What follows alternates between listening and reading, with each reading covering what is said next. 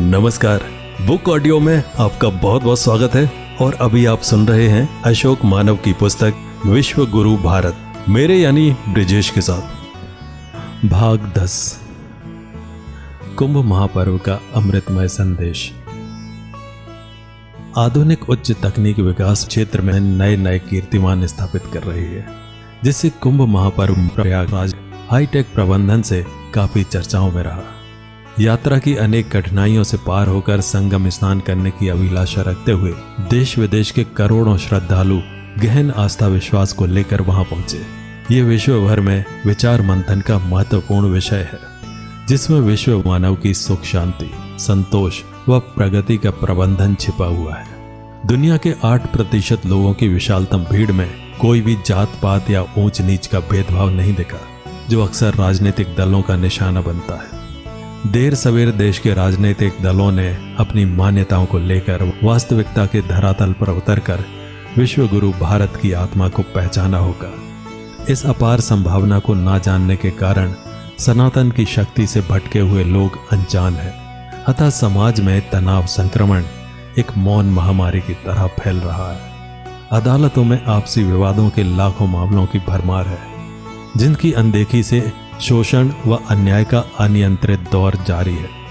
शिक्षा को आध्यात्म से जोड़ने पर ही हर बच्चे की सुषुप्त प्रतिभा को उसके जीवन निर्माण, राष्ट्र निर्माण में सार्थक किया जा सकता है। समाज में नफरत, हिंसा, भ्रष्टाचार, धोखे के कुचक्र को रोककर अनेक प्रकार के फैलते विष का समाधान यह जीवन का अमृत तत्व है, जिसकी आस लेकर दुनिया भर के जिज्ञासु कुंभ महापर्व में शामिल होते हैं, पर मन की चंचलता के कारण उस अमृत तत्व की खोज के बिना ही लौट जाते हैं। इसी का फल है कि अनेकों प्रकार के विष मानव मन में जमा होकर उसके विचार व कर्मों को दूषित करते हुए समाज में विनाशकारी प्रदूषण पैदा करते हैं, जो वैचारिक, चारित्रिक, सामाजिक गिरावट का संवाहक बन जाता है। मन के सागर में विचार मंथन की प्रक्रिया से देव असुर वृत्ति के लोगों के बीच संघर्ष में अमृत तत्व की प्राप्ति ही मानव को पार लगा सकती है।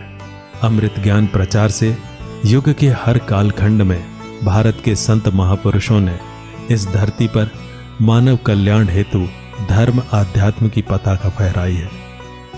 हमारे धैर्य, धर्म, मित्र, नारी शक्ति की परीक्षा आपत्ति काल में ही होती है। धीरज धर्म मित्र अरु नारी, आपतकाल परखिए चारी।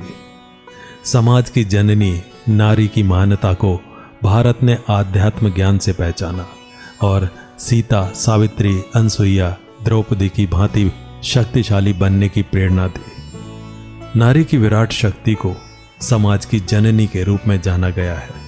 जीवन के हर क्षेत्र में आज भी नारी पुरुषों के समकक्ष व कहीं कहीं सबसे आगे बढ़कर अपनी असाधारण क्षमता का परिचय दे रही है।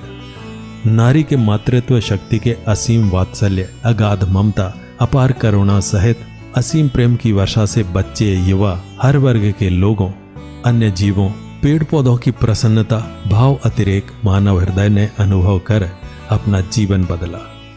आध्यात्म के तत्व ज्ञान से नारी की मातृशक्ति को समाज समझ ले और समझाए तो नारी शक्ति का सम्मान सर्वत्र होगा। बड़े होकर बच्चे अपने माता पिता रक्षक की अवहेलना नहीं कर सकते। शासन प्रशासन, अदालतें भी इस विषय में अज्ञानता के कारण गंभीर नहीं है। विश्व गुरु भारत में नारी शक्ति की महानता को समझने पर ही समाज की भौतिक आध्यात्मिक उन्नति में सफलता मिल सकती है। नारी अपनी मर्यादा में रहकर अपनी शक्ति को तभी पूरी तरह पहचान सकती है जब वह आध्यात्म ज्ञान से अपनी क्षमता को अनुभव करे। खुद को न जानने वाला मानव दूसरों को कैसे पहचान सकता है? मन रूपी घोड़ा आध्यात्म शक्ति से ही काबू होता है। संतों ने कहा है कि इस घोड़े को शब्द रूपी लगाम से जकड़ दो, यह शक्तिशाली मन काबू हो जाता है। भारत में जीवन की महान शिक्षा से भरा हुआ रामायण ग्रंथ है, जिसमें माता पिता, भाई, पत्नी, मित्र, सेवक, राजा कैसा होना चाहिए लिखा है। पर हर साल रामलीला देखने पर भी कहां सोचा कि हम रामायण की शिक्षा पर चल रहे हैं या नहीं। रामायण में भगवान की लीलाओं को देखें तो पता चलता है कि भक्त वह है जो सुख दुख को ईश्वरीय प्रसाद मानकर सहन कर ले। यही भक्ति की परीक्षा है। भक्ति की दृढ़ता इससे सिद्ध होती है और भक्त का जीवन सार्थक हो जाता है। उसके जीवन में भक्ति का अमृत तत्व ज्ञान इंद्रिय विषयों के विष से रक्षा करता है। उसका शरीर रूपी कुंभ घड़ा अमृत कुंभ बन जाता है।